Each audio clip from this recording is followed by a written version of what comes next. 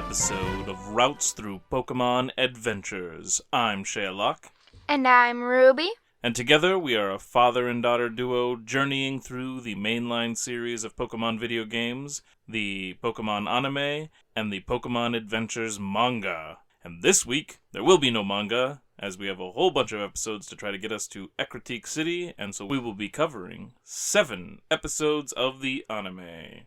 But before we get started in that, let's catch up on what's going on in our lives right now. So, for you listeners, this one is being recorded a little out of order because somebody had to get sick the last time we were going to record. Yeah, come on, Daddy.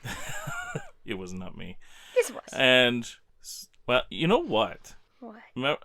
A few episodes back, it was a little while ago now, we had an argument, two throughout the episode, where, not really an argument, but you tried to make it sound like it was me that was the guilty party. And one of them... I would never do that. Yeah.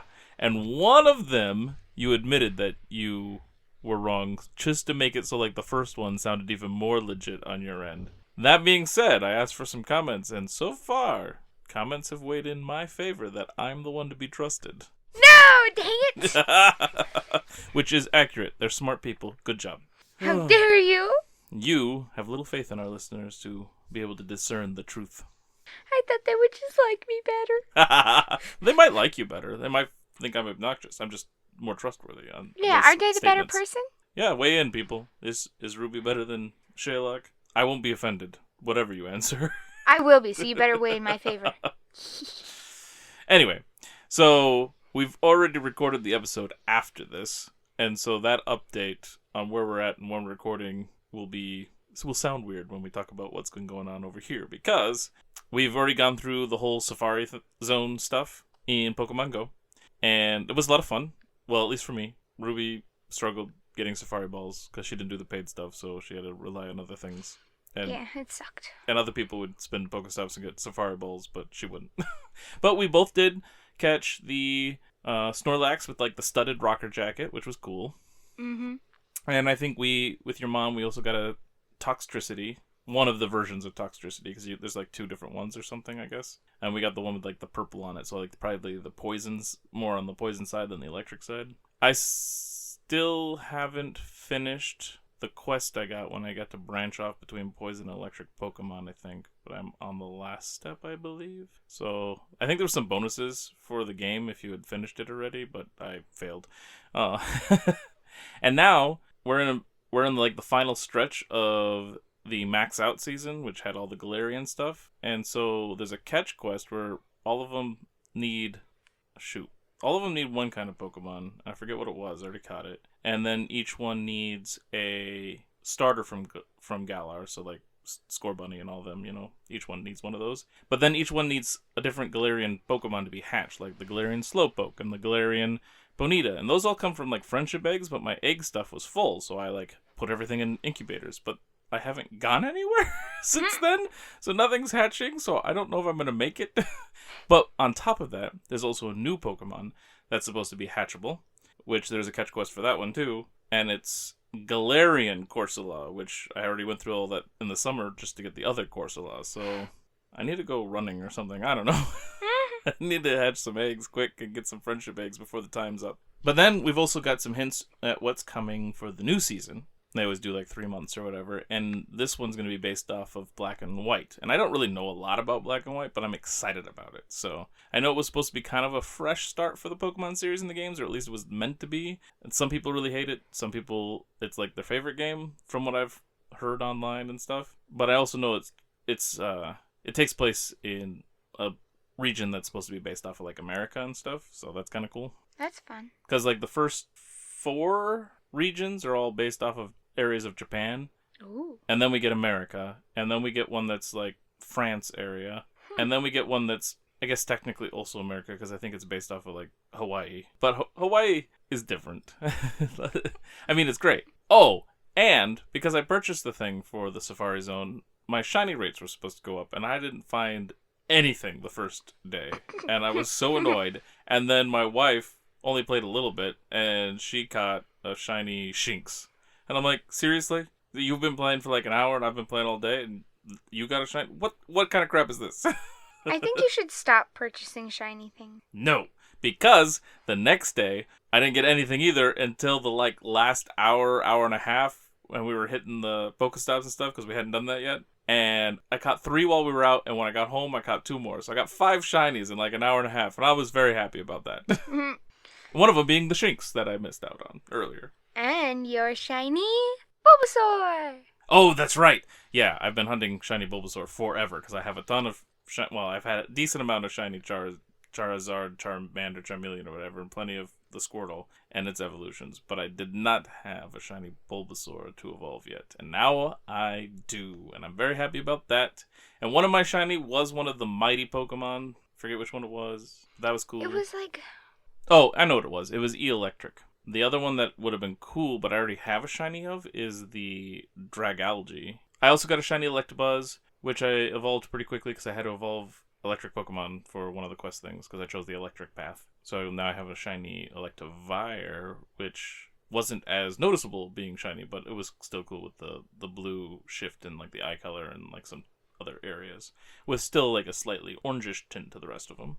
Oh, and Blitzel, which I have not evolved yet actually, because that was towards the end. I already did the evolutions I needed, so I'm interested to see what my shiny Zebstrika looks like, because I think Blitzel / Zebstrika is a pretty cool looking Pokemon. Yeah, he is pretty cool.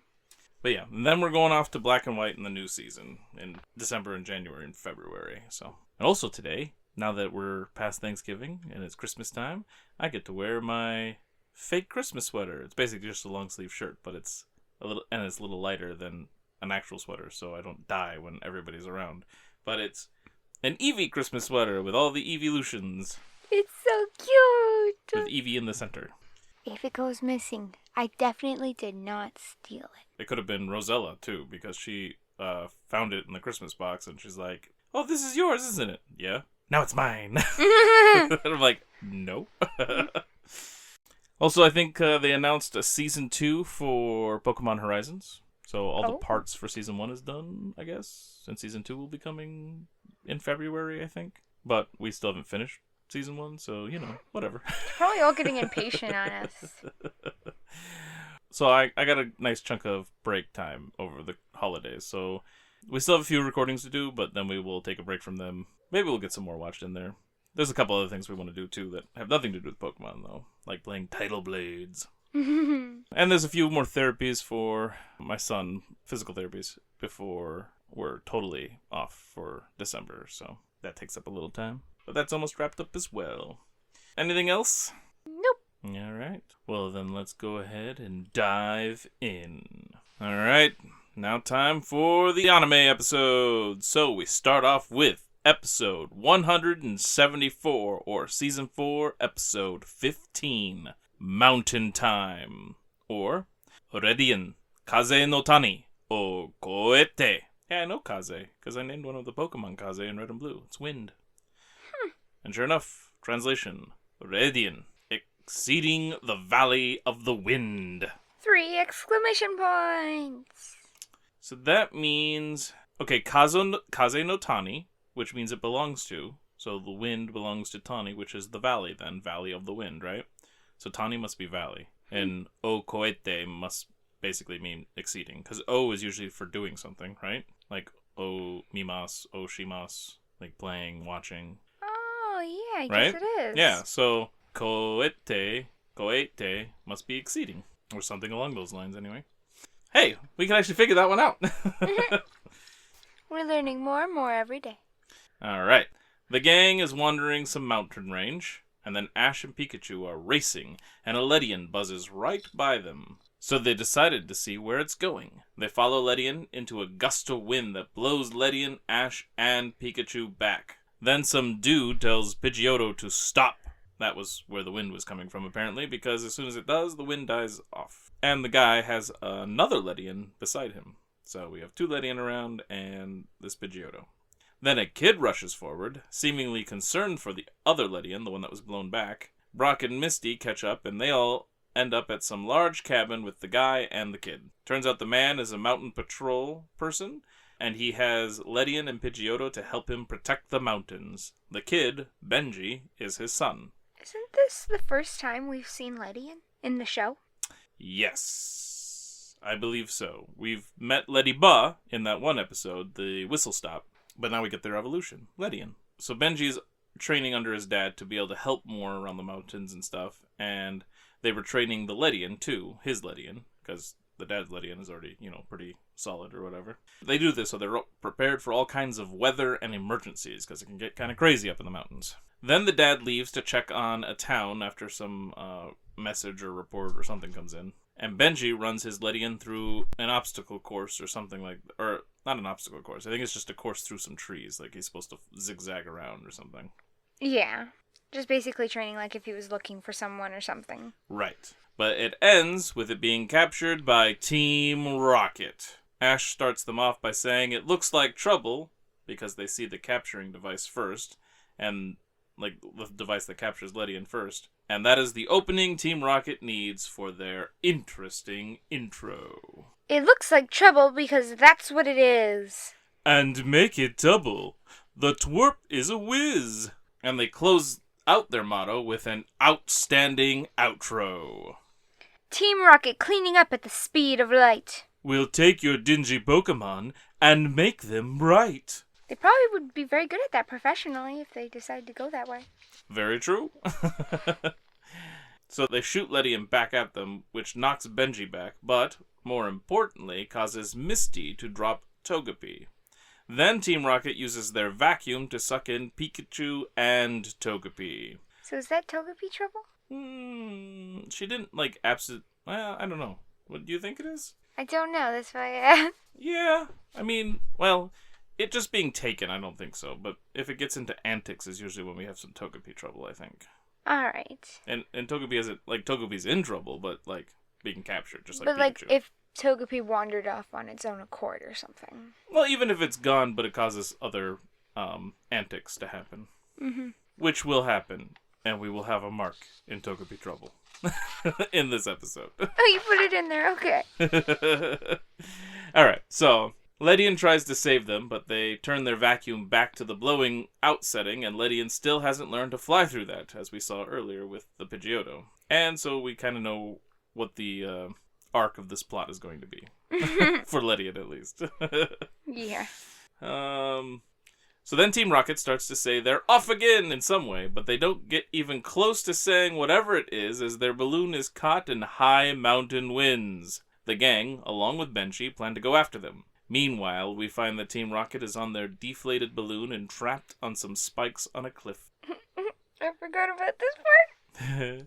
Jessie is flipping out and causing strain on the ropes holding them up. Wind picks up and causes them all to be a bit nervous, and so James brings out Victory Bell to use Vine Whip to help them all out, but it is a distracted Pokemon and eats James, which causes them to rock the basket some more, and the ropes snap, sending them all plummeting. They land on a different rocky spike, and it frees Togepi and Pikachu from their glass cage. The spike they landed on snaps off and falls, and basically turns into a rock sled down some of the mountain. They all think they're gonna die, and then the spike sled lands on a narrow pillar where they need to stay balanced, otherwise it'll tip any which way. It's just very precariously balanced. Mm-hmm. So they're running around trying to keep it balanced. It's so funny. Ash and Co. are blocked by a rock avalanche closing the road they were traveling on, so Benji leads them to a rope ladder that will take them to a service road.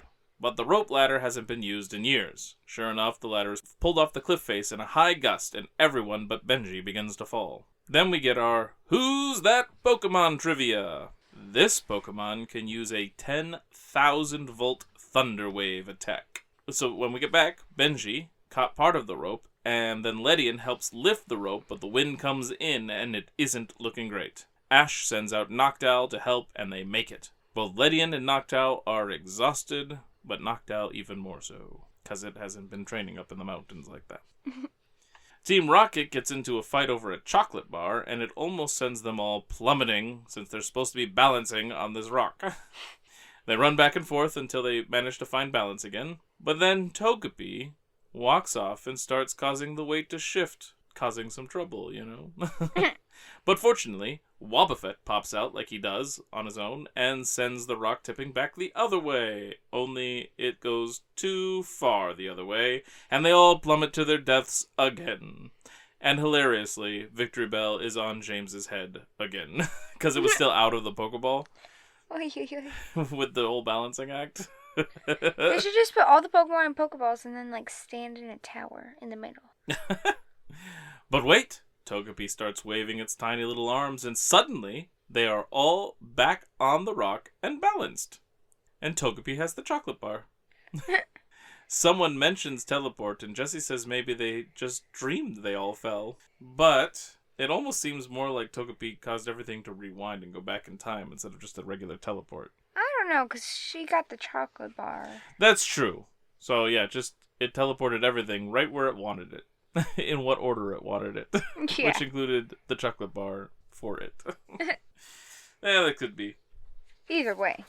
But it does seem weird that Togepi decided to teleport them back on the precipice with the chocolate. Like, it shows what was important to Togepi. It wasn't trying to get them all into actual safety, which would have made a lot more sense. Well, Togepi still seems like a little baby, so... True. So then Ledian finds them all and goes to report. Meanwhile, the rock is going back and forth again because now Togepi is wandering around again and Pikachu is chasing him, trying to stop him in a combined Togepi Trouble and Big Brother Pikachu moment. When the twerps arrive, Team Rocket is thrilled to see them and wonder what took them so long because they know they're going to save them. Right, instinctively. They're always going to help. So it's just so funny that they're so excited to see the gang. Bulbasaur can't reach out to help as its vines are too short and the winds are blowing strong again. But Ledian offers to help. So of course, Ledian fights the winds and helps rescue everyone. Once rescued, James scoops up Pikachu and Togepi and sends out Wheezing. They're gonna get away, but the wind comes in again. Only this time, it is Pidgeotto. The dad has returned. So then Benji and Dad use their Ledians to knock Team Rocket over and freeing their captives. Pikachu sends Team Rocket blasting off again! Ding! At the end, everyone is thankful and happy, and the stars start coming out. Benji's Ledian starts to glow on its, like, black spots on its wings and everything, because they look like a ladybug, which apparently react to the stars, which supposedly shows that Ledian is well trained, which then means Benji is now a part of the Mountain Patrol. And it was really weird to me, because I was, like, wondering why the ladybug, like, why does a Ledian spots glow with the stars? Because Ledian is also known as, like, the 5-star Pokemon or something, which also seemed weird, but apparently has to do with actual stars. So I'm wondering if there's some lore or something that connects ladybugs to stars or something. But I'm just, I don't know. That's kind of weird. I'm kind of curious. That's all. But, as we've recorded these in out of order, but we did watch them in order, in the movie, there's Ledian in there too, and their spots are glowing when they're going through at night. So they keep that consistent. No, I'm definitely interested. Anyway, Team Rocket apparently landed back on the rock, teetering again. Which is odd, since that original rock fell during the Ledian rescue of everybody. Maybe it was like a different rock the exact same way. Maybe. And then Team Rocket falls and dies, and we never hear from them again. Well, that was a They do fall, but they don't. They come back. And our Who's That Pokemon? It's Raichu. So, our tallies this time are Interesting Intro, Outstanding Outro, Distracted Pokemon, Togepi Trouble, and Big Brother Pikachu. Alright, and now, it's time to rank it. Alright, do you want me to do it first, or do you want to do Mountain Time? You got this. Okay. Let's see, the Togepi Trouble stuff on the rock was fun. I thought Ledian seemed like a cool thing with the glowing with the stars, so that was an interesting new thing. I am a sucker for space things. Anything related. But the overall plot was whatever to me. Yeah. So yeah, I definitely liked it better than like Hook, Line, and Stinker. Probably Fossil Fools too. Yeah, Fossil Fools was meh. So I think it's probably under Beauty and the Breeder, which was the Vulpix and the return of the Vulpix owner. So 2 Hits and a Miss was interesting with Hitmontop, and I liked like the plot of that guy that shows up, but there was definitely some more humor in this one, so I'm not sure where I want it. It's either between Beauty and the Breeder and 2 Hits and a Miss, or between 2 Hits and a Miss and Fossil Fools. It's kind of where I'm leaning. I think I would put it under 2 Hits and a Miss, but it's up to you. Alright, that's what we'll go with. Then next we have Season 4, Episode 16, Wobbu-Palooza, or Sonansu no Mura, Village of Sonans. So I'm guessing Mura is village, and Sonansu, or Sonans, is Wobbuffet. Alrighty. Ash and Co. finish taking a break, and are going to head back out on the road. But then a group of Wobbuffet appear all around them. Turns out they are near a village where everybody has a Wobbuffet, and they're having an annual Wobbuffet festival. They get a tour of the town and festival, and then we cut to Team Rocket. They are exhausted and hungry, like usual, and just arrived in the town themselves. James wants a hot buffet, and Wobbuffet takes that as his cue to pop out. So they're annoyed with Wobbuffet, and then they see other Wobbuffet. Before they yell too much at them, because they're always annoyed, especially Jessie, at Wobbuffet, a woman shows up named Lulu, and she loves their Wobbuffet and thinks it is inspiring that visitors like them visit year after year. So she invites them over for a meal, and they definitely decide to play along as fans of Wobbuffet. Wobbuffet gets a day to himself. While they eat, Lulu puts a ribbon around Wobbuffet's head, so we as an audience can tell which one is which. But also, they give that reason in the show, too. Like they say, they're doing it so that it can be told apart. Despite all the other Wobbuffet not being marked in any way. So, like, if it was a reason in the show, you would think everybody would have something on their Wobbuffet to make them different. Yeah. Oh, well. Maybe she wants to be able to tell that it's their Wobbuffet. Or maybe... And she knows some of the other ones in town and stuff. Yeah, maybe all the townspeople know their Wobbuffet so well they can tell them apart. Yeah, maybe they know, not only that they know their Wobbuffet so well, but they live in town, so they can tell each other's Wobbuffet. Yeah, that's what I'm saying. So, like, that lady could tell someone else in town's Wobbuffet, but they're visitors, so can't tell their Wobbuffet apart. So then Lulu shows off the big statue of Wobbuffet in the middle of town, and it actually looks a lot like the Wobbuffet mech from the Power Plant episode. Then we cut to a gang of 3 punks looking over the town from a high cliff, and one of them sounds like Michelangelo from Teenage Mutant Ninja Turtles. So I looked it up, and he totally voiced Mikey in the 2003 cartoon. So not the classic 80s, 90s one, and not the 2012 Nick Turtles, but the one in between. Then this trio of punks calls out their fighting-type Pokemon, Hitmonlee, Machoke, and Primeape. So they plan to crash the festival. Then we cut back to Ash and Co., and Misty is pushing a Wobbuffet on a swing, and the rest are playing with Wobbuffet, like a bunch of different Wobbuffet. But then someone shows up and says that someone just attacked a person's Wobbuffet, and it's all bruised up. They all go to investigate with some townsfolk, and while they're trying to figure it out, someone says there was another Wobbuffet attack. And this one specifies that there were 3 of them that came and attacked it. So, once again, when Ash and Co. hear rumors of 3 punks without specifications, they immediately think of Team Rocket, and that's when it is never Team Rocket, because if it was, then the gang wouldn't know until they gave some specifics, like the hair and a talking Meowth. Right? I like how when people give specifics and they're like, they had long pink hair and short blue, one of them had short blue hair and a talking Meowth. Well, even if they don't say the talking Meowth. It's usually the talking Meowth that gets them to realize, because even the hair doesn't do it. But sometimes the hair, they're like, that must have been Team Rocket. Sometimes. But whenever they're in disguise and their hair is sticking out, never. Never ever. So weird. They're crazy. So meanwhile, Team Rocket is sneaking around because they're going to steal all the food that's for the festival from the festival storehouse. But then a townsperson leads Ash and Co. on the hunt for the ones beating up Wobbuffet, and they see someone sneaking around the storehouse. All of Team Rocket cover their faces with bushes and sit still. But Ash and Co. actually see through this particular disguise. Oy. When Team Rocket is accused of beating up Wobbuffet, they defend themselves, and Meowth almost lets the cat out of the bag of what they were really up to. He's like, we weren't beating up Wobbuffet, we were going to go steal his food. Then Lulu shows up, and they are able to turn this around on the quote-unquote mean kids accusing them of beating up Wobbuffet.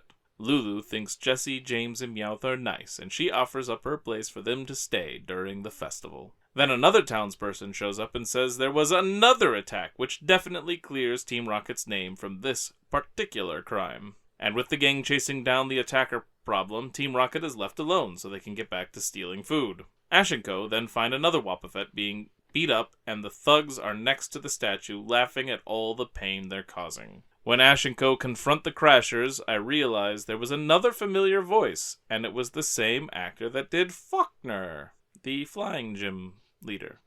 So we have Michelangelo and Faulkner as part of the punk group. And then Unknown. Actually, I think the other one is, if I remember correctly, it's Meowth's actor. Wait, actually? I think so. I could be wrong, but I think Meowth's actor actually did one of them too. That's hilarious. Then we get our Who's That Pokemon trivia. This vicious Pokemon feeds on Pidgey's eggs. Ooh. When we come back, one of the townspeople realizes he knows the punks. They had come around a year ago and trained their fighting Pokemon by having them break houses and stuff in town. Then they ended up at Lulu's place, but Lulu's Wobbuffet used counterattack and Mirror Coat to take out the fighting Pokemon. It's interesting that they bring up Mirror Coat as part of the move line of Wobbuffet because we've only had counterattack brought up all this time. But we'll get more in depth on that in the next episode. But don't get your hopes up because they don't stay consistent. Well, there's an interesting thing about that in the next episode that we'll definitely talk about. Yeah, but it's... Yeah, we'll get to it. They came back to disrupt the festival to get revenge. They plan to take down every Wobbuffet in town. Meanwhile, Team Rocket finishes up packing up the food from the storehouse, and then Team Rocket sees Officer Jenny and her Wobbuffet along with Lulu rushing toward the town square. So, just like in the Spinnerack one, in this town, Jenny uses Wobbuffet instead of Growlithe. Then we're back with Ash, and he's ready to battle these punks. He, Brock, and Misty send out Pokemon, but they are stopped by Lulu and Jenny. Pokemon battles are strictly prohibited in town during the festival in honor of Wobbuffet not attacking first. Okay, not attacking first, right? Right. So it would be like a counterattack and just self-defense if they fought the Crashers. Sure. And that's what Wobbuffet does. So it doesn't make sense. Not fully, I agree. But humans are subject to logical inconsistencies. So the punks don't care, but decide to follow the rule for now and just attack the festival symbol, the statue thing. Team Rocket is hiding in the bushes and have trouble with the townspeople not doing anything, so they decide they'll step in. Ash almost fights back, but Lulu stops him again. Then Team Rocket arrives in their balloon and give us an interesting intro. Prepare for trouble, we're on the way. Make it double, we'll save the day. Then Team Rocket confront the thugs, because they don't care about breaking rules. Jesse and James send out Arbok and Victory Bell, and this is hilarious because Victory Bell is a distracted Pokemon again, but this time it eats Meowth.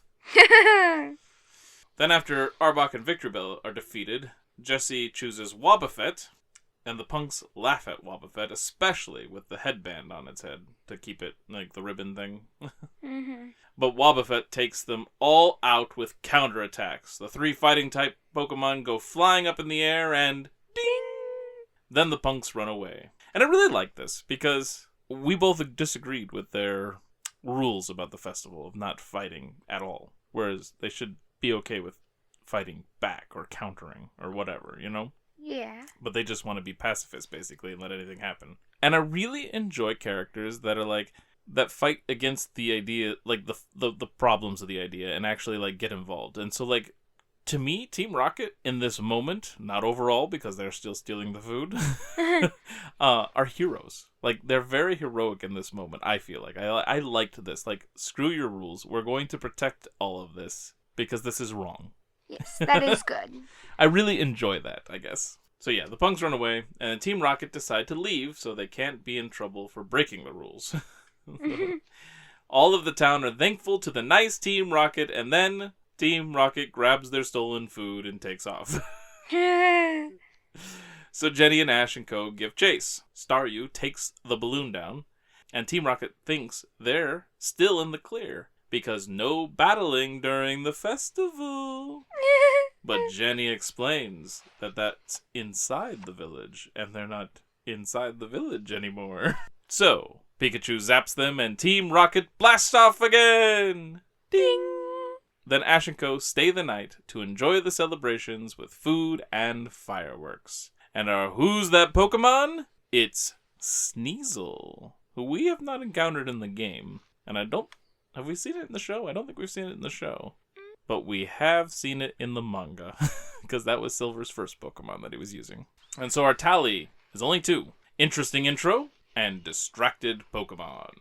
Now, it's time to rank it. Alright, what do you think, Ruby? Yeah, I kind of liked it. I think Wobbuffet's a great Pokemon, so it was kind of fun. And Team Rocket's heroic moment was kind of cool. And then, you can't fight us because it's, Wobbuffet Day. But then they fight him because he was out of the village. Yeah, that was good stuff. So I think it's probably even above typecasting. It definitely goes under airtime. Okay. What do you think? I don't know. I think I might actually like it better than Hassel in the Castle, even. It's hard to say. It kind of goes in line with a lot of those right there. Right? But... It's just those are good episodes. Yeah. And then it's I don't know, they're just good episodes. They're all good. Yeah, all 3 of these are really spot on, I feel like. And so I'm not really sure, but I think I like it better than Hassel. That sounds good with me. Because Hassel in the Castle also had some fun Wobbuffet moments, so I think we just are big fans of Wobbuffet. Alright, so we're on Season 4, Episode 17, Imitation, Confrontation, or Mezase Metamon Masuta, Imite Futatabi, or Aim to be a Metamon Master, Imite Returns. 3 exclamation points. And so, let's see, Metamon is the Pokemon, because they're aiming to be a Metamon Master. Masuta is just Master. So Mazase must have something to do with, aiming to be something or whatever. Trying to be something. I don't know if it's specifically aim to be, but I don't really know. And then Imite Futatabi, so Imite Returns, so Futatabi must be Returns. And the Imite thing is specifically interesting to me because we've heard Imite once before, I think, in Season 1. I want to say it was right before the Safari Zone episodes. And right off the bat, in this episode, the narrator tells us that we're going to have a rockin' reunion as the gang heads into the Pokemon Center. And there they find Chansey and Nurse Joy. Only, Joy looks a little off. And Brock, right away, knows something isn't right. And we should all too, because Brock didn't go, "Oh, Joy!" and start, flirting with her. Yeah, I don't know if I noticed something was off necessarily, but I noticed that Brock was not going gaga over her. And something similar happened the last time the gang met this character, because the last time this person looked sort of like Ash, but he knew it was a girl right away, but also did not flirt with her because he could also tell that she was too young. Which is kind of weird. It's very weird. It's very, very weird.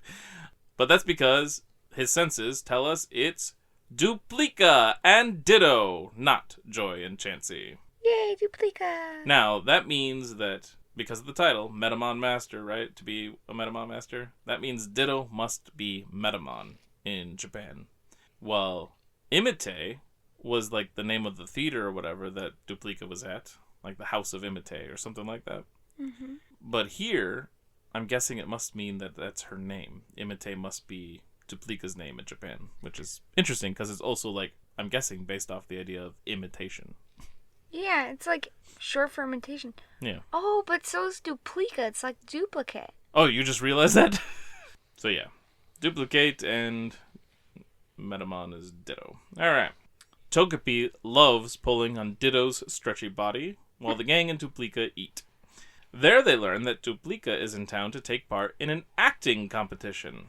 Team Rocket is spying and want Ditto. Then the real Nurse Joy brings out another Ditto that belongs to Duplica. This one she calls Mini-Dit. It looks the same, but we find out Duplica was having it examined because, like her last Ditto, this one has an oddity in its transforming. Whereas the original Ditto used to not be able to do the faces right, but then learned to. Apparently, this one doesn't change its size. So if it mimics another Pokemon that's about the same size, they'll look the same. But if it tries to mimic something much larger, not going to happen.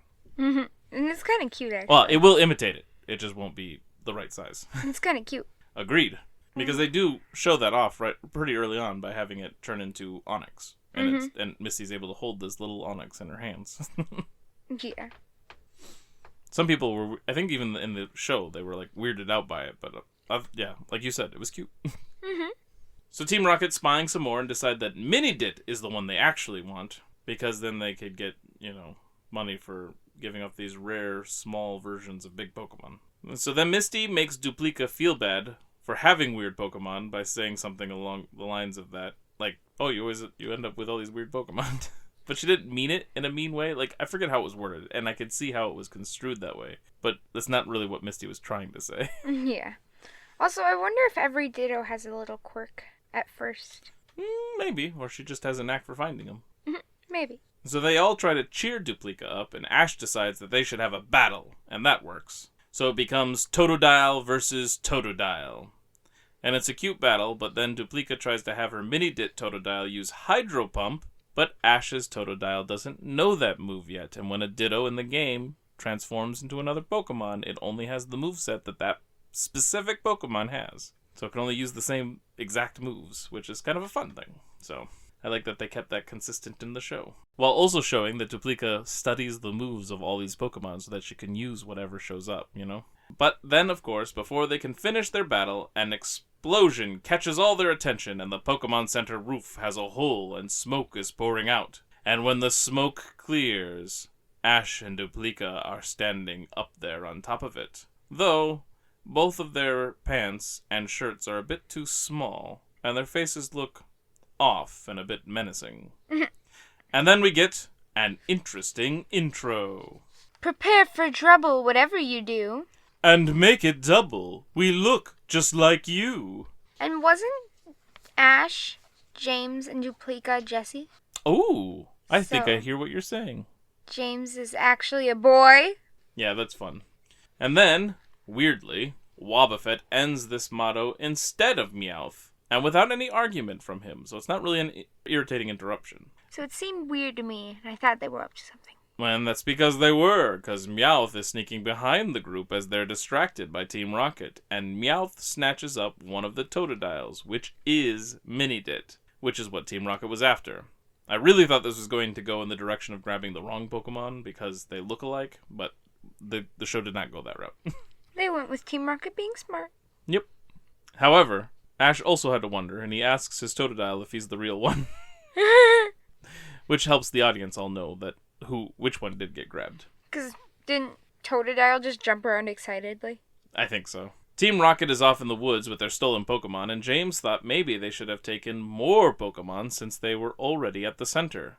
Jessie says that them getting greedy is usually their downfall. So James agrees, and Meowth doesn't. And instead of taking Mini-Dit back to the boss, they are going to make Mini-Dit transform into mini Pokemon and trade them for rare Pokemon, and then steal Mini-Dit back. And so I might have said that was their plan from the get-go, but I was wrong. I forgot that they were just going to take it to the boss. But Meowth is like, no, let's do even better.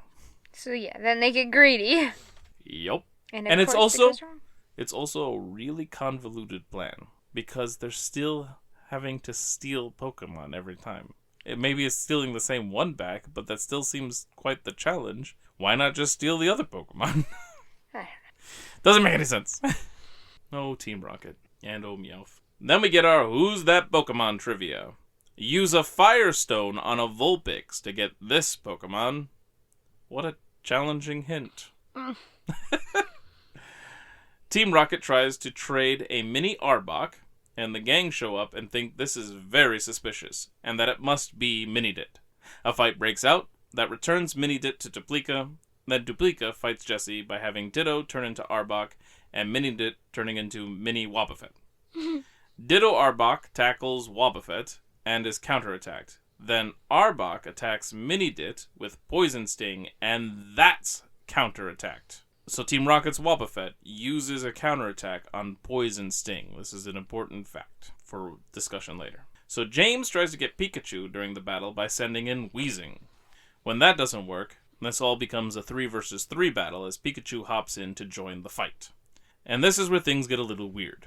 Pikachu uses a Thunderbolt or something, and Wobbuffet, Team Rocket's Wobbuffet, counters, sending it into the crowd. I had no issue with this fact because even though counter is supposed to be for physical attacks, because the show has just made counterattack counter anything. There's no reason for it to continue doing so, right? Yeah, like, it's fine. Just let it be, right? Right. It's just how the show does it. Yeah. But then the show decides to get technical. Arbok tackles Mini Wobbuffet and gets countered. Then Weezing uses Sludge Attack, and Mini Wobbuffet uses Mirror Coat to counter that. And I'm like, what is Mirror Coat? Why do they do the exact same thing? Right. Which then Duplica explains that Wobbuffet has 2 types of counterattacks. One is just counterattack and it's for physical, and Mirror Coat is for special attacks. But it's not. In the game it is. Mirror Coat is for special attacks. I know, but like... Which Sludge Attack and the Electric Attack and all that stuff are. But the Electric Attack was... Already worked. Counterattacked. Ugh. Yep. Why didn't they just leave it alone? Well, we're going to get more into it here. So, this did seem really ridiculous to me, since the episode itself decided to explain how it's all supposed to work while already disobeying the rule.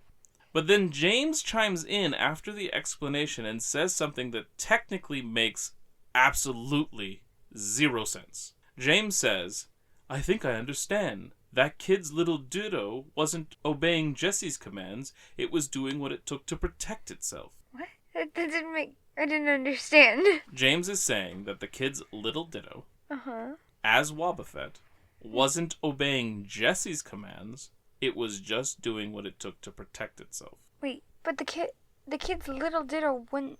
Correct. Obey Jessie. That's what I'm saying. It makes absolutely 0 sense. And then Duplica even affirms this nonsense, like agreeing with it, by saying that Minidit just played along until Duplica could find it, since it knew she would. None of this, in the context of everything that happened in the episode, makes any sense whatsoever, because... I don't understand what they're saying. I know, because the Minidit never was Wobbuffet for Team Rocket. So it never would have done... And it never, like... The only thing that they could be saying is that, sure, it turned into Arbok and did that because it was just biding its time. But that came out of nowhere. James saying this, it doesn't make... Right. Oh, I'm so confused. I know. But in the context of the situation, I'm guessing it's a translation issue. I think they made a mistake in translation, or when they were writing it, they weren't paying attention to what they're writing. Because what it seems like they're trying to say is... They're not saying this at all, but it seems like what they had originally intended was for James to be like, oh, Jessie's Wobbuffet had not been obeying Jessie's commands every time it told it to counterattack. Throughout all the other episodes, it was only doing what it was supposed to be doing to protect itself. So when Jessie's like counterattack, it counterattacked when it was a physical move, but it mirror-coated when it was not a physical move. Like, it just did what it needed to.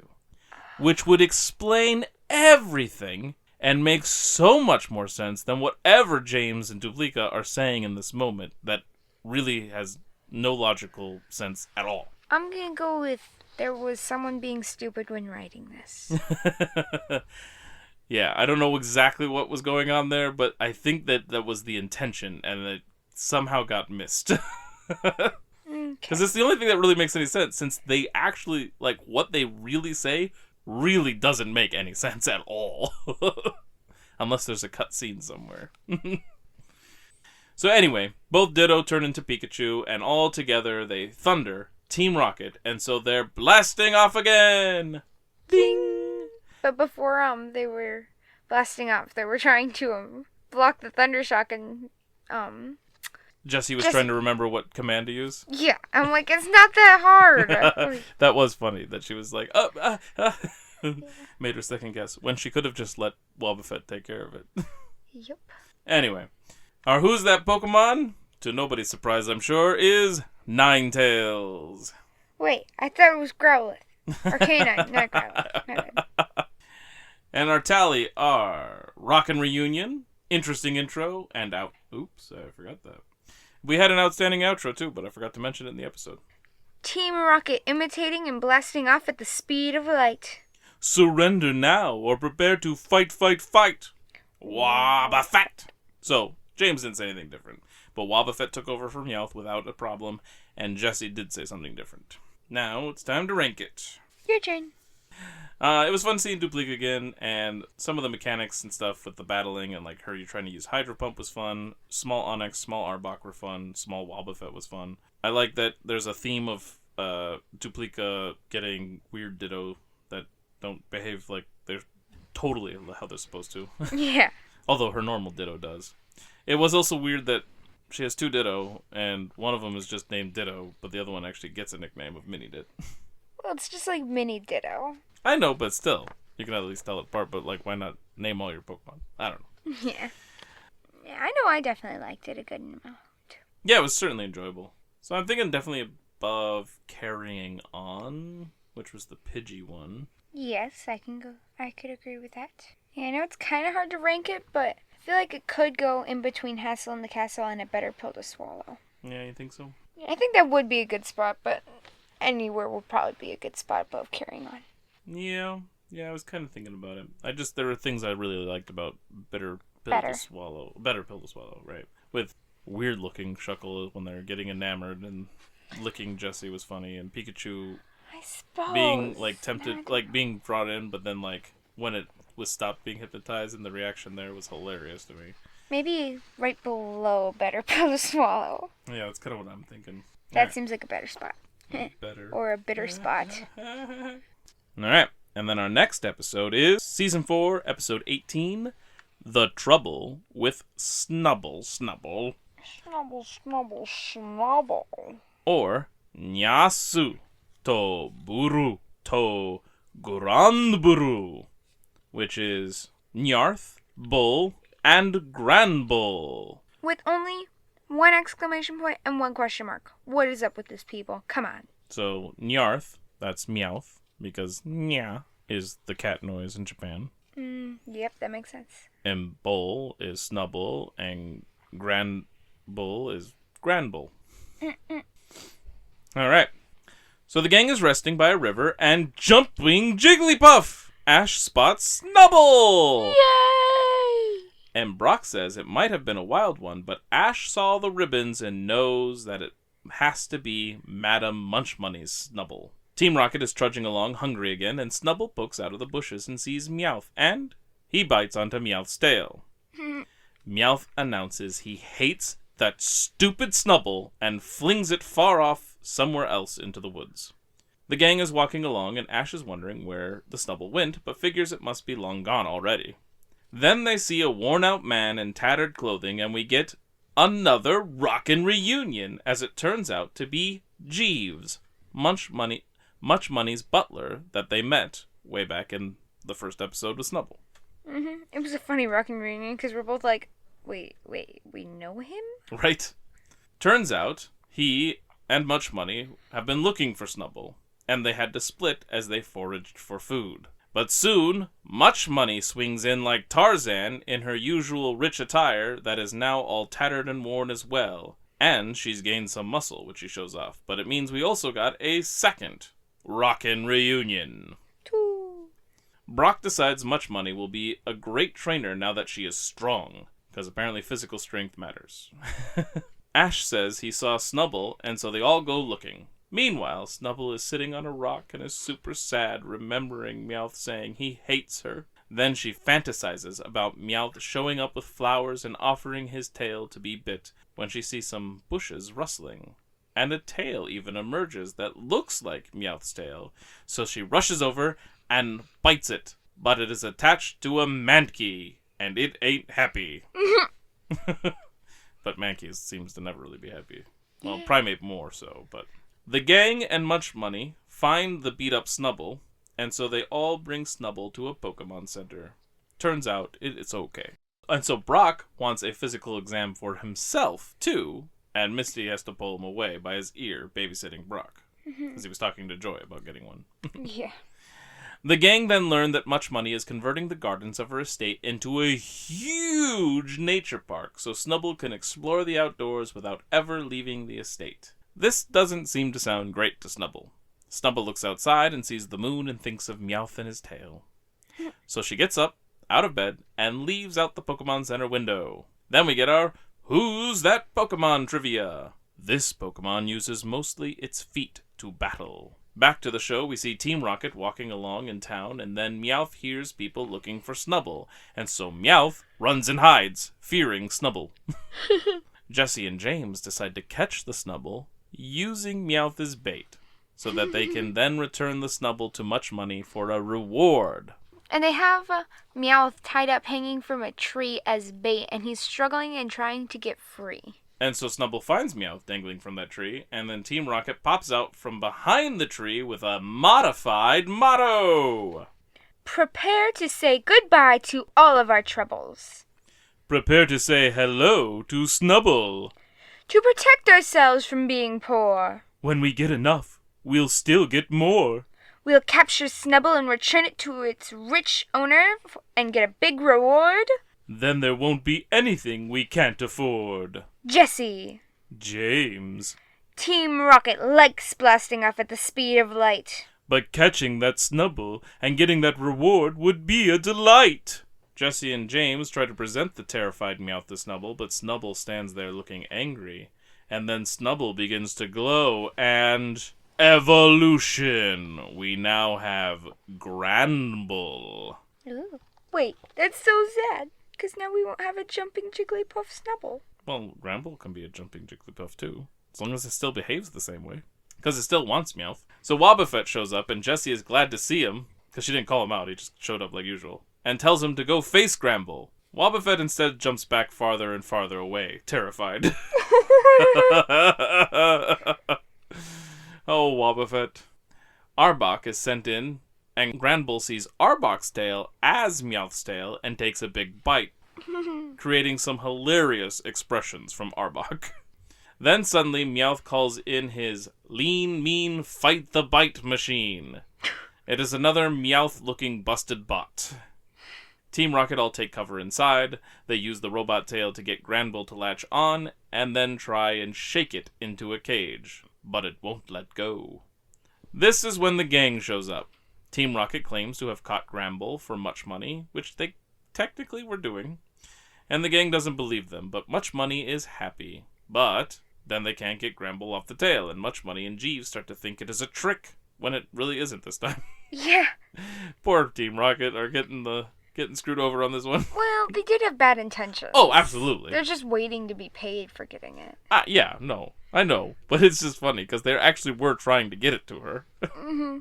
So Meowth tries to shock Granbull off the tail, which shocks Much Money and Jeeves, because they were holding on. So Ash now has, quote-unquote, confirmation that it was all a trick. I mean, it looks a lot like it. Oh, absolutely. So Team Rocket decides to try a new plan, and demand Ash hands over Pikachu if they want Granbull. Not that they can get Granbull off themselves right now, so... Cyndaquil, they're just trying to get whatever opportunity, take whatever opportunity presents itself, though, and it's pretty amusing to me. Yeah. Cyndaquil heats up the bot, and then Meowth accidentally launches the tail missile, which Much Money catches it on her own. She really has gotten very strong. Really has. Then she sends Granbull in to take down the Meowth bot. Granbull damages it pretty bad, and then Pikachu finishes it off and sends Team Rocket blasting off again. Ding! Madam Much Money and Granbull have a whole new appreciation for one another, and instead of taking the car back to the estate, the two race home on foot. And poor Jeeves, he's like, I'll pull the car around, and they're like, we'll run. And he's like, oh, great. Yep. And who's that Pokemon? It's Hitmonlee. So, our tally. We have a jumping Jigglypuff, because Snubbull was back, and now Granbull. No, he might never be back if he's with Much Money. That's true. That does suggest that this might be the end for that one. Rockin' Reunion, we have 2 with Jeeves and Madam Much Money. Babysitting Brock, when he's flirting with Nurse, asking for a physical exam.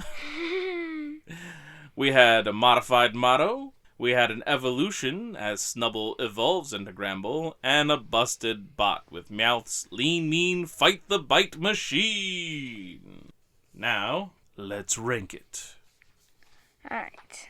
I think I really liked it, with Snubbull especially, and Miss Much Money. Yeah, Much Money. Yeah, Much Money. She has much money.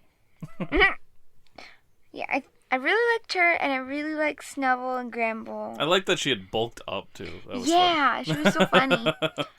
So I think it probably goes above Imitation Confrontation. I think it might even go above Hassle in the Castle. But now does it go above Wobbu-Palooza? I think, for me, like, while I enjoyed a lot of this episode, like, it was very amusing, and I liked Much Money's own evolution, along with her relationship with Gramble. But, like, the plot is very typical about being in the woods, looking for things, all that stuff. Lost in the woods. Whereas, I don't know, I felt like there was more interesting plot to Wobbu-Palooza with the separate schemes going on. Yeah. And Team Rocket being blamed for it. And, like, both of them have Team Rocket kind of working with everybody else out of necessity or whatever. Like, and this one, they wanted to get the Pokemon to get money, but they were still kind of helping the situation, whereas in Wobbu-Palooza, they had their scheme to steal stuff, but then they also wanted to help battle the other people that were being punks. And I thought that was just a more interesting plot, I guess. So probably below Wobbu-Palooza then. Yeah, I think so. But does it go above Hassle in the Castle? Do you agree with that? I think so. Okay, so that's a good spot for it then? Yeah, I feel like it is. Alright. Then there it is. Alright, and now Season 4, Episode 19. Ariados, amigos. Or Ariadosu, Ninpo Batoru. Or Ariados, Battle of Ninja Arts. And they brought their 3 exclamation points back. You and your exclamation points. So, no secret, but we're going to run into an Ariados in this episode. We've had Spinnerack, really? now we get its evolution. That's crazy. Maybe it'll be like, I don't know, like in the Entei, where we didn't really run into an Entei. Could be. Alright. The gang is taking a break by some water again, and Misty decided to go for a walk with Togepi. Now, as she picks some flowers, Togepi wanders off toward a bush, and then they see something poking out of it. Misty is sure it is some kind of bug. She screams, and so Ash and Brock rush over. The bush is cleared away, and it is an Ariados. I really like the look of this Pokemon. I've always liked how Ariados looks. I don't know why. I like the color scheme and everything. Like, just the way where they put it and stuff. And so I really was excited when I got a shiny Spinnerack to see what the shiny Ariados looks like, which we've talked about before, and it looks amazing. They didn't just make it all one solid color like sometimes they do, which is annoying. I bet Bear, my little brother, likes Ariados. Oh yeah, he's a big spider fan too. Onyx and spiders. As they're examining the Ariados, which seems to be sleeping or something, a woman speaks up from atop a tree. Seems she has been looking for Ariados. Who is this woman? Why, it's Aya from the Poison Gym in Kanto. The one Ash fought first before taking on the actual gym leader there, Koga. It was also where Misty decided not to trade away her Psyduck. Yeah. So that's right. We have another rockin' reunion. We're getting That's like a lot. 3 episodes in a row now? And 4 total? Yeah, there's a lot of rockin' reunions happening right now. And I'm here for it. She has her Venonat with her again. And then as Brock is flirting with her, a voice comes from nowhere and tells Ariados to begin the test. So Aya and Venonat go chasing after the spider Pokemon. But Venonat gets caught in a web, and so Aya fails. The voice speaks a few more times, and then he shows up. It is Aya's tutor, as he teaches Pokemon Jujitsu. So then they all head to the academy grounds, where many students are studying the skills taught there. Brock decides he's going to enroll too, and have Aya as his personal tutor.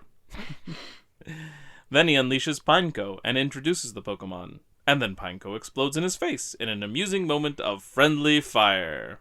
Ash wants to study there too, and so Aya convinces the teacher to allow them all to have a single day of classes for free. They all end up dressed in ninja-type gear, and Ash is in red, Brock in yellow, and Misty in blue. The colors apparently match the kind of classes that they are going to attend. Misty takes beauty classes that she isn't thrilled about, but she changes her mind when she is told she will look like a movie star. Ash gets battle training, and Brock gets to go to technical class where they try to make attacks more effective.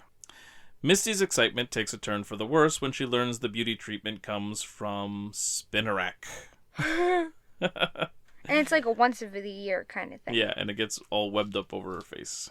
So, why couldn't they just have their own Spinnerack doing it instead of coming from all over the world for Well, there's one day? probably a process to it and technique to it. And it's probably more than just the webbing. Oh, I suppose. Brock and Pineco do great at a balloon popping course, and then, at the end, Pineco explodes in Brock's face for a second moment of friendly fire. Which is kind of funny because he's bragging, bragging, being kind of proud of how well he did, and then explodes. Well, he's not even just doing it. Like, the teacher's like, oh, hey, you do really well with your Pokemon. And then it explodes. In the battle class, a Hypno and Houndour battle, Houndour wins. Then it is Ash versus Aya, and they use Venonat and Bulbasaur. I think Ash used Bulbasaur back in their first battle, too, because I was like, that seems like a bad idea. Bug against grass. Not a good choice. It makes sense if he made a bad choice more than once. Yeah, but it was just interesting that they're battling the same Pokemon. But Bulbasaur wins. Team Rocket is spying on the Academy and are excited about all the Pokemon to catch. Then we get our Who's That Pokemon trivia. This Pokemon has the ability to copy an opponent's DNA. The gang... They're really making these hints kind of obvious in some of these, aren't they? Sometimes. And sometimes they're like really obscure.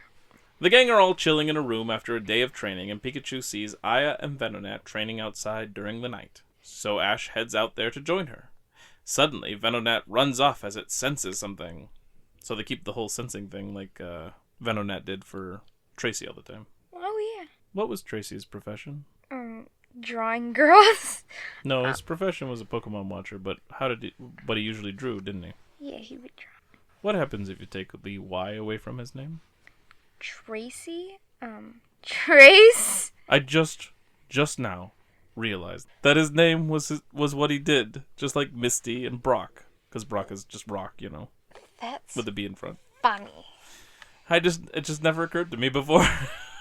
But that was probably intentional.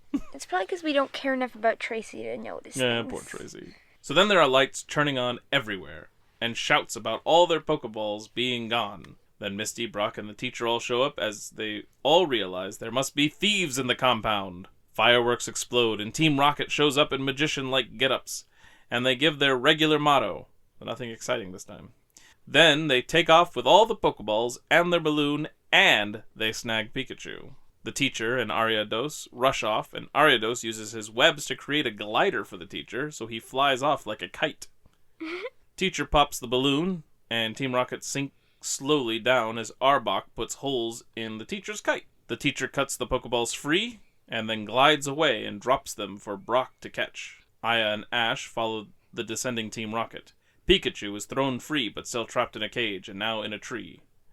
Team Rocket attacks, and Aya and Venonat have to take them on as Ash gets Pikachu, and Ariados is too exhausted. Aya is having trouble, and then she's told to remember her lessons from before, and so she has Venonat rest in the middle of the fight, and then... Because rest is a move, we learned that with Snorlax. That was a pain in the butt for me.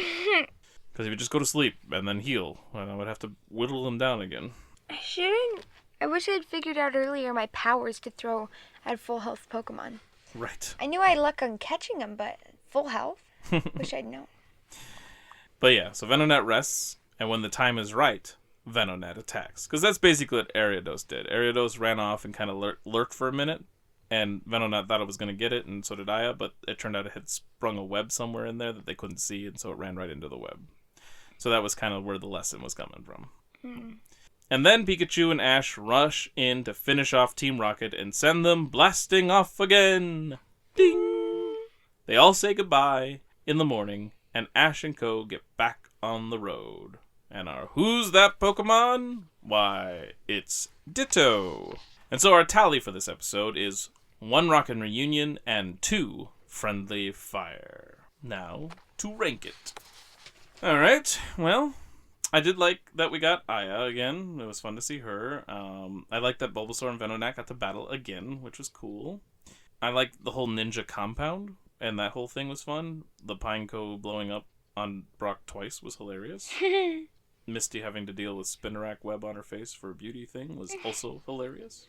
I think all of that together, I want to put it above typecasting for sure. And really, I think that's where I want it. Sounds good to me. Right under Imitation, Confrontation, which was the Ditto episode. Alright, so then we move on to Season 4, Episode 20. Wings and Things, or Habatake Yanyanma Ashita no Sora e.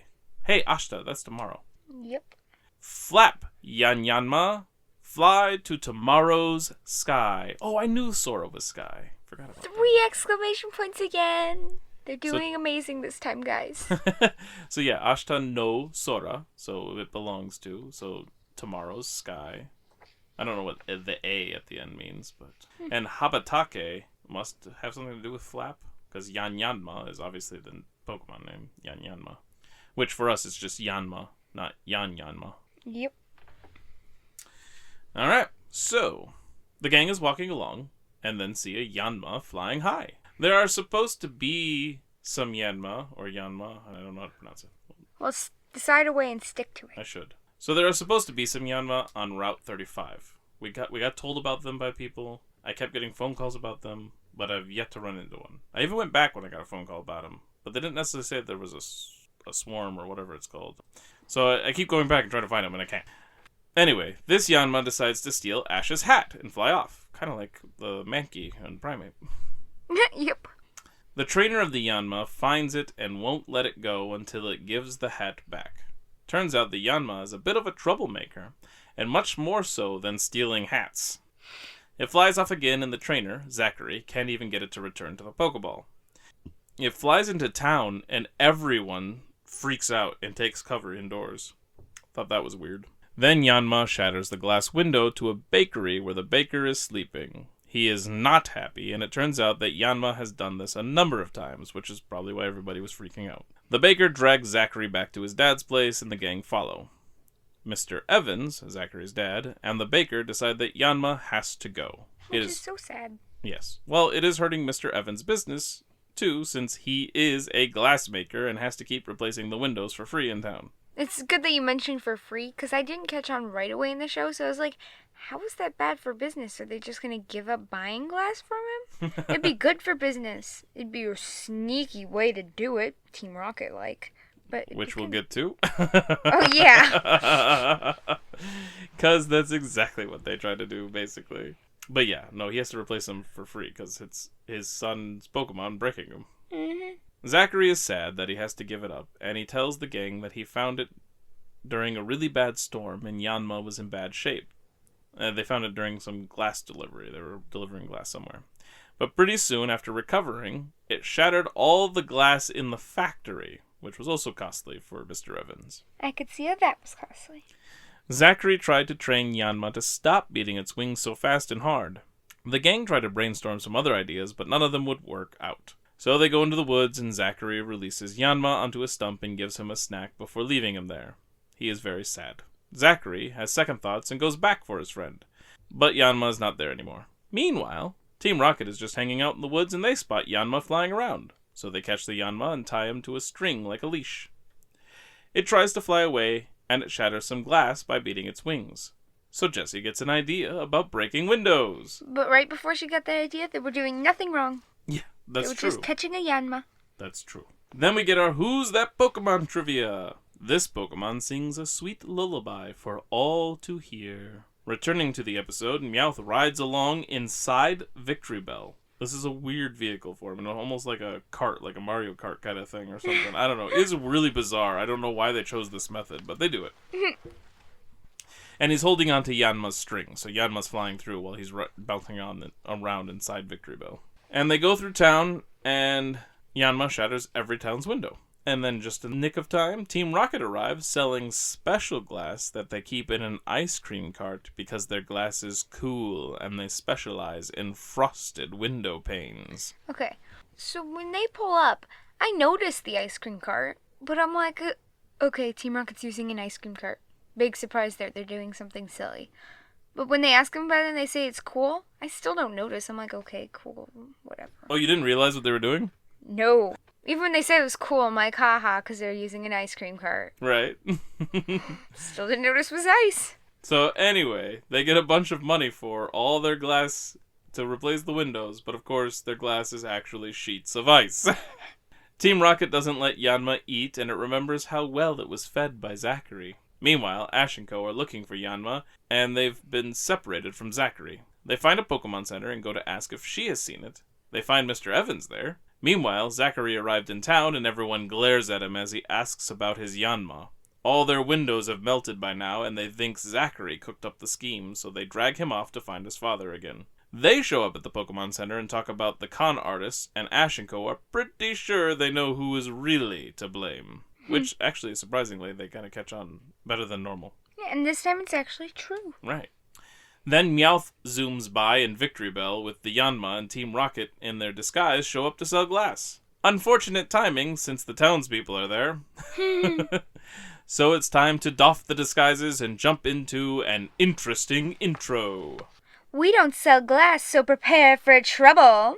But we've got class, and make that double. A battle is about to start, but Mr. Evans doesn't want the stained glass window he's been working on for the Pokemon Center to be shattered by Yanma. So he tries to discourage this battle. Because it's really hard to make stained glass windows for him, apparently, and it takes a long time. Right.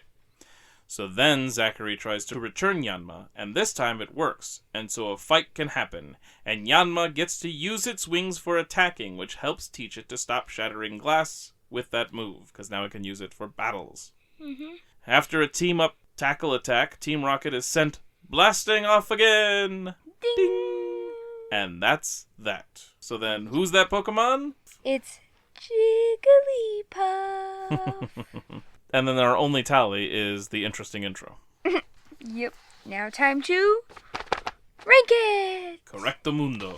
And it's your turn. Well, I mean, it was good. I liked the episode. It wasn't, like, amazing, but it was fun. I'm thinking maybe between 2 Hits and a Miss and Beauty and the Breeder, but I'm not married to that idea. What do you think? Yeah.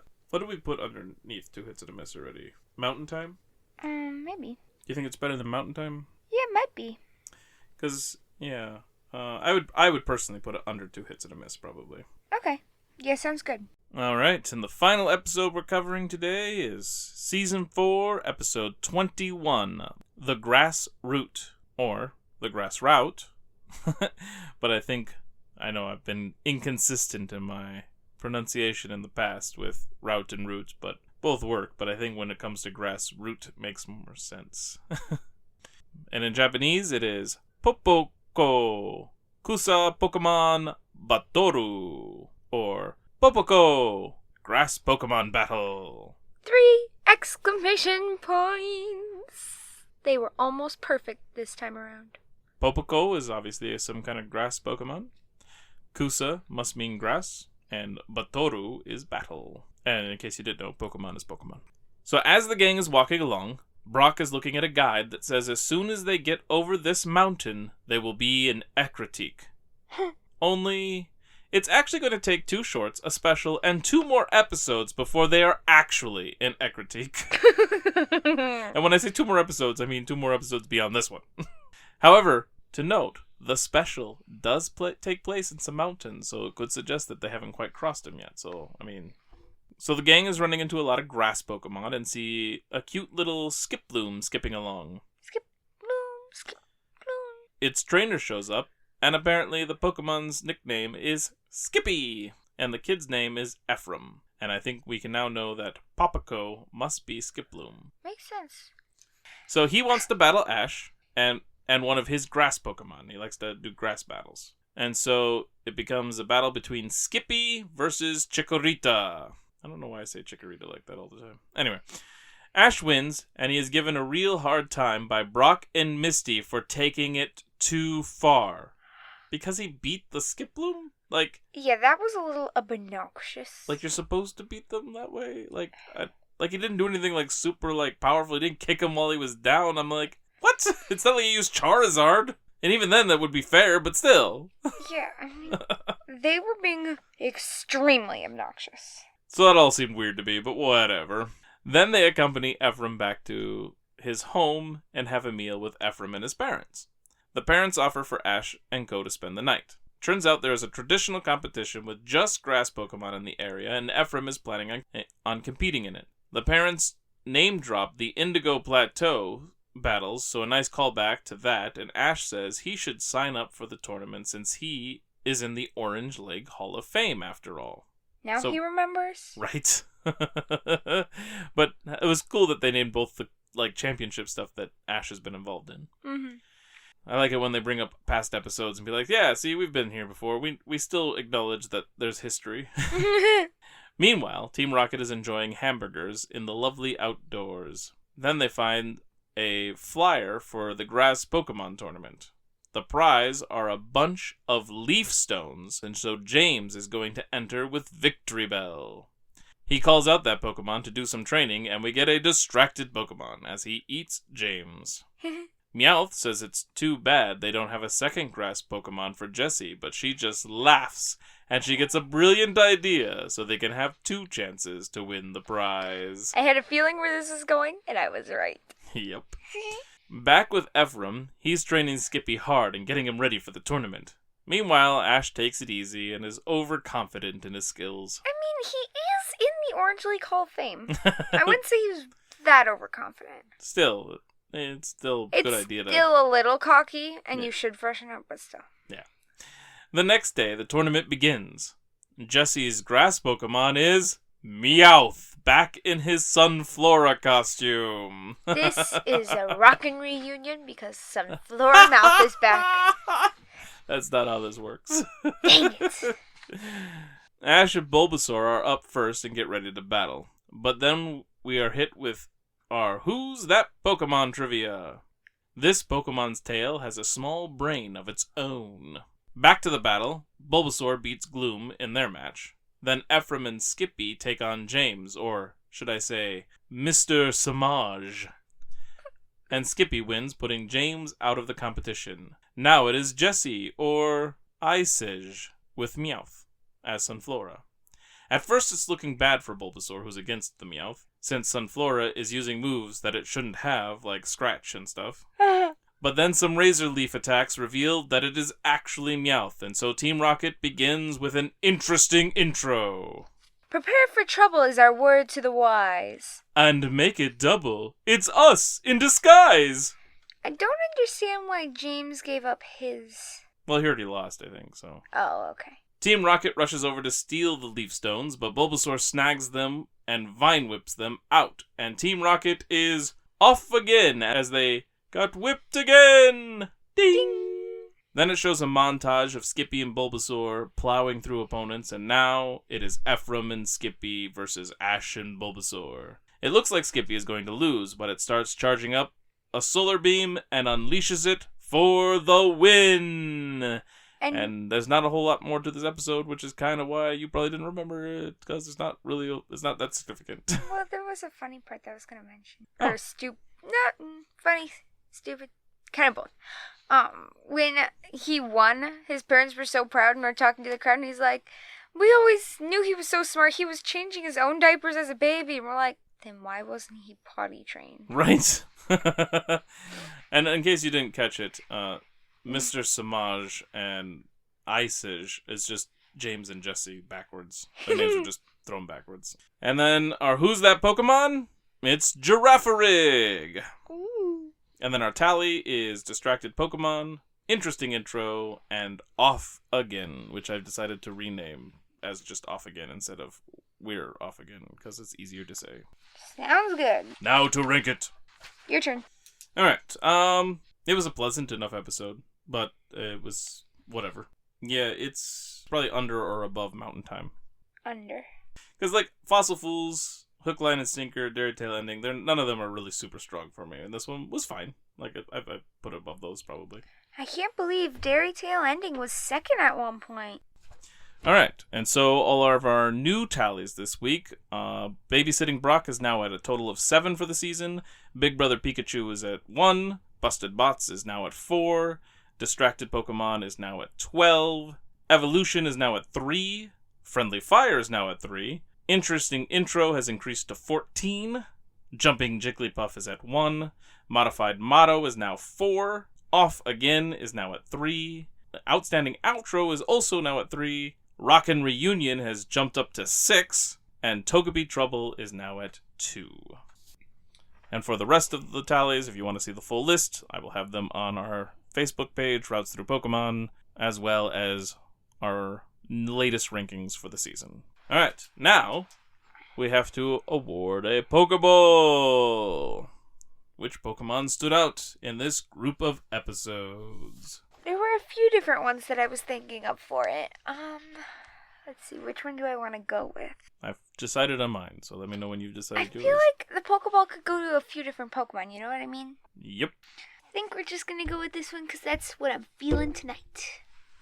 Wait, actually I changed my mind. Now it's going to this one. Alright, 1, 2, 3... Wobbuffet. Yes! With the Wobbu-Palooza and the Imitation Confrontation, I just couldn't help it. There was so much, and we learned more about them. Yep. The other one that might have been it was Ditto. That was my other thought, too. But then, I think I got to Ditto, and then I'm like, oh, but Ditto was Wobbuffet. And then there was the other Wobbuffet. Oh, no, it's Wobbuffet. Yeah, then I was thinking Ditto, and then I'm like, wait, wasn't there an episode that was really good? And I was like, oh, Wobbu-Palooza, and then Minnie did, and was Minnie Wobbuffet? And I'm like, Wobbuffet is Wobbuffet. I considered Snubbull for a second, too, just because of the whole Granbull evolution. There were 3, and he was one of the 3. Yeah.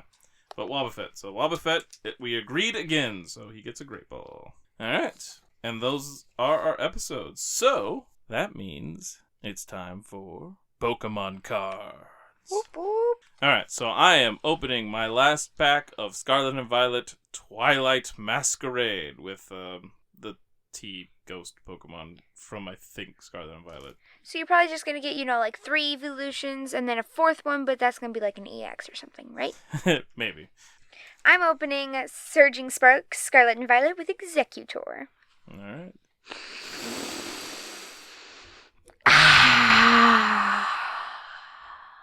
My first Pokemon is Scatterbug, Grass type. It's a cute little Scatterbug. This Pokemon scatters poisonous powder to repel enemies. It will eat different plants depending on where it lives. It scatters poisonous. Yep, I caught that. Alright, my next one is Buffalant. I was trying to figure out where its face was. Took me a little bit. I think it's Bouffalant or something. Bouffalant. And colorless type. These Pokemon can crush a card with no more than a headbutt. But Buffalant, with more hair on their heads, hold higher positions within the herd. Then a Phoebus, water type. It is the shabbiest Pokemon of all. It forms schools and lives at the bottom of the rivers that teem with plant life. Oh, Crocolar evolves from Fuecoco. Ooh. Fire type. The value in Crocolar's flame sac is closely connected to its vocal cords. This Pokemon utters a gutturally cry as it spews flames every which way. That's kind of fun that they say something about its vocal cords when in the new show. Horizons? Yeah, Horizons. Fuecoco sings. Oh, yep. Dusk Ball, item trainer card. Look at the bottom 7 cards of your deck. You may reveal a Pokemon you find there and put it in your hand. Shuffle the Pokemon cards back in your deck. It's almost like Oh, interesting. a Great Ball or something. Look at the top 7. Yeah, a Dusk Ball is the one that's good for catching things in caves or in dark, I think. So bottom. And so the bottom, I think that's clever. Yeah. Then I got Armor Rouge evolves from Charcadet. Fire type. This Pokemon clads itself in armor that has been fortified by psychic and fire energy, and it shoots blazing fireballs. Then I got Jasmine's Gaze, supporter trainer card. Wait. Is that the Jasmine? Does she look like the character from the manga? Probably. Oh, look in the background. Yeah, it's a pretty little picture with like a lighthouse in the background. I don't know. Oh, nice. Peninsula almost. And we've heard about a lighthouse in Johto as well. Did we? In Ecruteak? Oh, maybe we did. Yeah, they talked about something about. I think they said something about a Pokemon being the light or something like that. I don't remember. They said something about the lighthouse. I wonder if there'll be a connection in the game. Between Jasmine and Lighthouse? Mm-hmm. Yeah, I'm wondering too. And she's obviously a character probably from the games and everything then too, because they made a point of her, we should have known who she was in the manga, and now there's also this card, so I'm very interested. I feel like she'll be in there. She's gonna be the next gym leader. We'll see. Okay. During your opponent's next turn, all of your Pokemon take 30 less damage from attacks from your opponent's Pokemon after applying weakness and resistance. This includes new Pokemon that come into play. Ooh, one of my reverse holo is Tandemaus, colorless. The pair sticks together no matter what. They split any food they find exactly in half and then eat it together. Nice. Another reverse holo, Zuelius, evolves from Diano, dark type. The two heads have different likes and dislikes because the heads fight with each other. Zuelius gets stronger without needing to rely on others. I've got 2 pairs of Pokemon, the 2 heads and the 2 tandem mouse. One are all the ways together and share everything. The other one are forced to be together. Then my rare is Tapu Lele, psychic type. As it flutters about, it scatters its strangely glowing scales. Touching them is said to restore good health on the spot. And then I got a grass energy. Alright, my turn. We have Chimchar, fire type. Its fiery rear end is fueled by gas made in its belly. Even rain can't extinguish the fire. Okay. Well, that's going to be a lot of the kids' favorite Pokemon. Alright, I got Whirlipede. Evolves from Venipede, dark type. I like the look of Whirlipede. And especially the shiny one. The shiny Venipede looks like a turd. But the shiny Whirlipede looks so cool. That's fun. And there's a final evolution, which I don't think that the shiny of that is all that great. But the shiny I think it's fine. It's better than Venipede. But Whirlipede is where it's at. This Pokemon spins itself rapidly and charges into its opponents. Its top speed is just over 60 miles per hour. Whoa. I have Crawdaunt, water type, evolves from Corphish, a rough customer that wildly flails its giant claws. It is said to be extremely hard to raise. I got Farfetch'd, colorless. Ability, Impromptu Carrier. When you play this Pokemon from your hand onto your bench during your turn, you may search your deck for a Pokemon tool card and attach it to this Pokemon. Then shuffle your deck. The stalk this Pokemon carries in its wings serves as a sword to cut down opponents. In a dire situation, the stalk can also serve as food. Iron Bundle, future Pokemon. It's a Delibird type Pokemon. It's like a Robo Delibird almost. I think we've gotten a couple of those. Yeah. Water type. It resembles a mysterious object mentioned in an old book. There are only 2 reported sightings of this Pokemon. Were they on Christmas? Supporter Trainer Card. Lucian. Each player shuffles their hands and puts it on the bottom of their deck. If either player put any cards on the bottom of their deck in this way, each player flips a coin. If heads, that player draws 6 cards. If tails, they draw 3 cards. Darmanitan evolves from Darumaka, fire type. The thick arms of this hot-blooded Pokemon can deliver punches capable of obliterating a dump truck. Oh my. Oh, my first reverse holo is a T Pokemon. Poltergeist. Oh, I've seen that one before. Grass type. Poltergeist looks like a regional form of Sinistee, but it was recently discovered that the 2 Pokemon are entirely unrelated. And so I think it's like its evolved form that was on the package. Cool. My other reverse holo is Lairon, evolves from Aeron, which is a steel type or metal type. Lairon live in mountains brimming with spring water and iron ore, so these Pokemon often came into conflict with humans in the past. Oh my. Alright. I don't even want to hear it. Nope. So here's the deal. I had learned from a friend, Frank Future, about what could possibly be in Twilight Masquerade. And so that's why I removed the last few packages so that I could open them. Because it's a Pokemon that I've really wanted to find. And I already wanted to find it before I learned anything else about it. I didn't know what set it was in. It turns out, in my last package, I got it. And I'm so excited. What is it? Greninja EX Terra-type Fighting type Pokemon. Like, I think there's a really special one, like full art or whatever, that's worth a bunch of money, but this is just like a regular card. But still, I wanted this particular Pokemon card. So I'm very excited. So yeah, being an EX, there's nothing to read off of it. And even though it's a fighting type, its moves need water. But it makes its weakness psychic. And yeah, it evolves from Frogadier, of course. That's really cool that you got it on your last pack. Right? Alright, that is our episode. So yeah, the next episode you'll be getting after this one, it'll be a special with a couple of shorts that we'll be discussing. So get ready for a couple of returns. Then after that, we will have an episode with like 3 chapters of the manga and only 4 episodes of the anime as we finally catch up to the critique gym in both manga and anime. So then we'll be able to journey further into the video game world. So yeah, next episode is the special. The episode after that is catching up to the Ghost Gym in critique in the anime and manga, and then we will be going forth into hopefully the next gym in the game as we work our way through Gold and Silver and Crystal. So with all that said, Routes Through Pokemon is a Hunterfield Institute production. You can find us on YouTube at the Hunterfield Institute channel. We have a playlist for all our Routes Through Pokemon episodes. You can also find us on Spotify, Amazon, Apple, and other podcasting platforms. So please like, subscribe, rate, review, leave little comments. We love getting those. And if you want to get a hold of us, you can email us at hunterfieldmanor@gmail.com. We also have a Facebook group, Routes Through Pokemon, where I post our latest tallies and rankings, so you can keep up with that.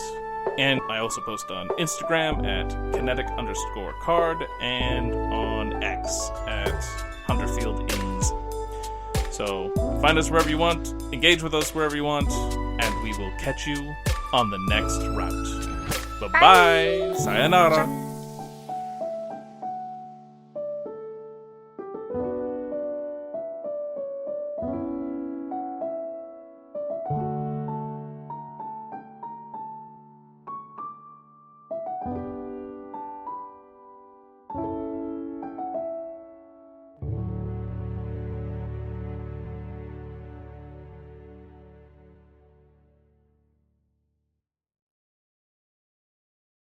Part 24. Washed in.